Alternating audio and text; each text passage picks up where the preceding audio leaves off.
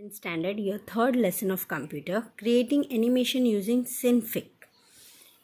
Animation is a visual change over time wherein the digital images are played one after the another to create a moving effect.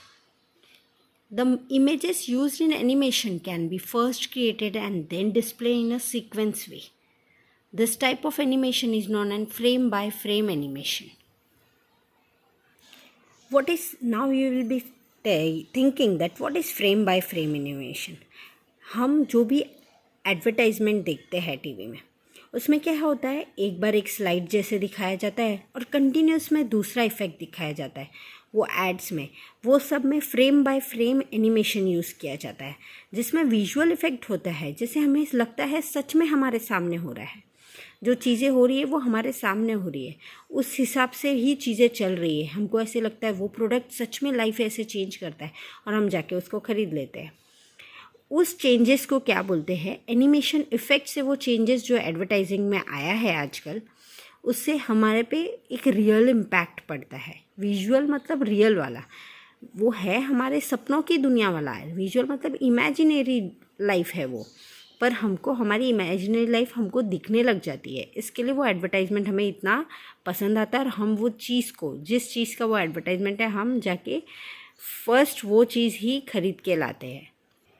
उसे कहते हैं frame by frame animation. Frame by frame, एक के बाद दूसरा frame चलते ही जा रहा है, कंटिन्यूटी, उसको फ्रेम बाय फ्रेम एनिमेशन कहते हैं. अब इसमें हम आगे पढ़ेंगे frames. Frames are defined as the length of time in the document. Each frame consist of some object to be displayed a period of time. Frame का मतलब क्या है? वो बॉक्स में एक लेंथ होती है कि इतनी ही वो एडवर्टाइजमेंट होगी और इतनी ही हम दिखाएंगे, बाजू का पोर्शन नहीं दिखाया जाएगा. Hence, in frame by frame animation, each small change in the image is compared and then displayed in sequence. हम पहले वो इमेज का फ्रेम देखेंगे, उसके बाद ही वो डिस्प्लेड होता है. पहले क्रिएट होगा, फिर उसका फ्रेम देखा जाएगा कितने लेंथ तक चल रहा है और कितना लेंथ दिखाना है, उसके बाद ही क्रिएट होगा. This method is slow and tedious.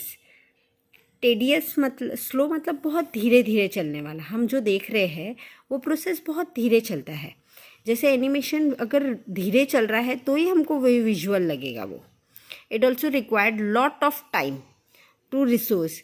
एक एडवर्टाइजमेंट को, फ्रेम बाय फ्रेम एडवर्टाइजमेंट को बनाने में बहुत टाइम लगता है, क्योंकि हर एक फ्रेम को सीक्वेंस में चलाना है कि लगना चाहिए कि हम सीक्वेंस में चला रहे हैं, पर रियल जो देख रहा है उसको ऐसे लगना चाहिए वो एक साथ में बना था.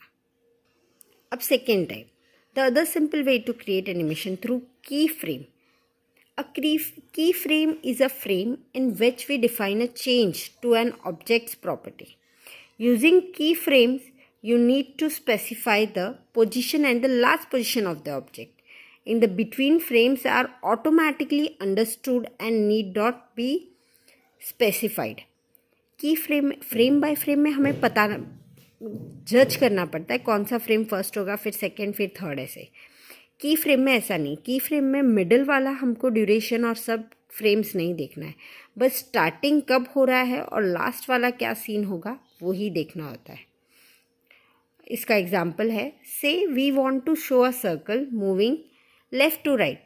Here you need to create the first key frame on the left and include the key frame and part should be on right. This shows कि जो मिडल का पोर्शन है वो हमें नहीं दिखाना है, हमें सिर्फ लेफ़्ट से राइट तक वो मूव हो रहा है वो ही दिखाना है. जो मिडल पोर्शन है वो automatically, the series of frames in between are drawn automatically चलेगा वो. अब थर्ड है हमारा tweening. Tweening is an action which calculate the number of frames between key frame and part of the action. This type of animation is known as cell animation. Tweening एक part है जो की frame जैसे होता है, जिसमें की frame में फर्स्ट और लास्ट दिखाया गया है, उसके जो पार्ट में मिडल वाला ड्यूरेशन वो पूरा ट्विनिंग होता है. मतलब एक सीरीज़ एक स्ट्रेट लाइन में चलना, that is called tweening. Tweening को हम कौन सा एनिमेशन कहते हैं? Cel animation.